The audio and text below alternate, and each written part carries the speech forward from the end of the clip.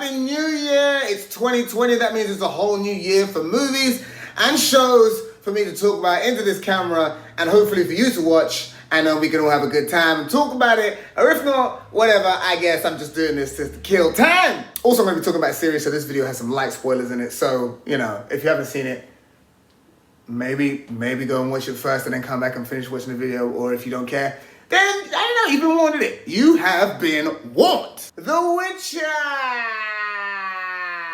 A show set in the mythical continent of... Wait, did I ever tell you what the continent's called? Son of a bitch. It stars Henry Cavill as the show's titular character. He is a man who has been mutated into some kind of thing. He's still kind of a man. He looks like a man, but he also has a very slow heartbeat, magical powers, and is also very, very strong, and also has all the emotional depth of a pine cone. First of all, I want to talk about what I like about this show. I like Henry Cavill. He is great in this role. There's not a huge amount of emotional range for him, you know. He's very stoic and he's very growly and gruff and doesn't say a lot, but the things that he does say are usually pretty good. He's got a lot of snappy one-liners for someone who's not supposed to be a funny character. There's also a lot of mystery around him as you kind of think to yourself, who is this guy? Where is he from? What can he do? Why are his eyes glowing? I'm also really feeling Anya Chalotra, who plays Yennefer in the series. She is a badass. She has probably the best character arc of all of them, and the most character development. You see her humble beginnings as a deformed servant girl who everyone really just kind of all over. But then she becomes a mage and then becomes this all-powerful being, and by the end of it, you're like, whoa, was this the same person I saw in the beginning with the jaw on the back? Even though at times she can be a bit of a downer, but I guess if you had the life that she had, you know, I find it interesting that she wants to become this really powerful mage, and so she sacrifices being able to have children. Somewhere down the line, she kind of regrets it and thinks, oh, actually, you know what, I actually would like to have a baby. Probably should have thought that through a little bit more. As someone who wanted something so badly in their life because they thought it would make them feel better, and then when they got it, they realized after a while that actually, no, that is not the key to happiness. That is something that a lot of us can learn from. I also really like the woman who plays Fringilla, Mimi Duenelli. Am I saying that right? Hold on. Mimi Duenni.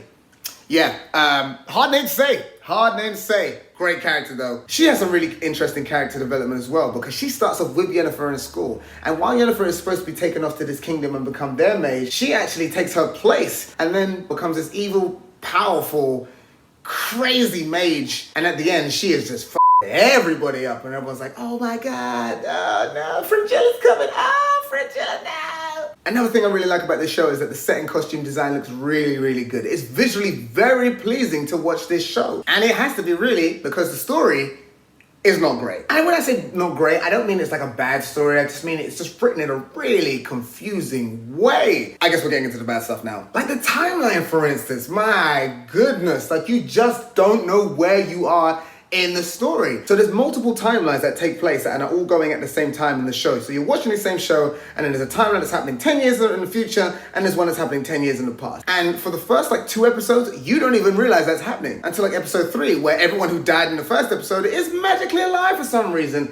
Wait, is this a flashback or a dream? And the only way you kind of know where you are is because of weird expository statements like, oh, how long has it been? Months? Years? Decades? I don't know, man. You tell me, for sake. I'm not watching this to be guessing and shit. I think it's one of those things where the show is trying to be clever by not having a chronologically ordered timeline, but really it's just kind of confusing. And if that is the case, and if you are going to do that, then why not put timestamps at the bottom of it? Say, you know, like 10 years later, 10 years before, or whatever time zone they use. I don't even know, will they use like 1998 or something like that? And I think that kind of ties into the writing, and the writing is at some points really bad. Some of the dialogue that the characters have towards each other is just really strange. It's like the show can't make up its mind if it wants to do like old-timey speak or like colloquialisms. And there's a lot of swearing in it that you just kind of think, well, you obviously just couldn't think of anything to say, so you just added a swear word in there. And it shows. This show is also one of those things that throws up way more questions than it actually answers. While I'm watching it, I'm always like, who's that guy? Oh, you've just introduced a new character. What is he? Oh, no, okay, he's dead. All right, cool, fine, yeah, okay, but who's that guy? Oh, all right, okay, now he's gonna die as well. None of these characters' deaths hold any weight because you don't ever get to flesh them out or get to care about them. In the first episode, everybody dies, and then after that, it's like, oh, that's actually what happens in the end, but now we're just gonna figure out how we got there. I would have liked to have got to know those characters, and then at the end, have the big battle, and then everybody dies, and you're like, oh my God, that's really sad. When it happens at the beginning, you're like, I didn't even know that person's name. And now they're dead. And now I'm going back into now you're telling me I have to care about where they came from? Like, that. It's too late. It's too late. I don't care. I just find myself very disinterested by that point. Like, the show didn't really gain anything from having the end at the beginning. Also, while some people's stories are rocketing ahead, you have Siri, whose storyline doesn't really seem to be going anywhere. Like, every episode, she's really, really slowly getting to where she needs to be, which also leads to her having no character development whatsoever. You know that she has this power, but it's never really talked about or explained. I'm guessing maybe they might do that in the other series. Also, Siri is a bad friend. She just left that little dwarf dude when that Doppler was chasing her. She just left him for dead, and then we never saw him again.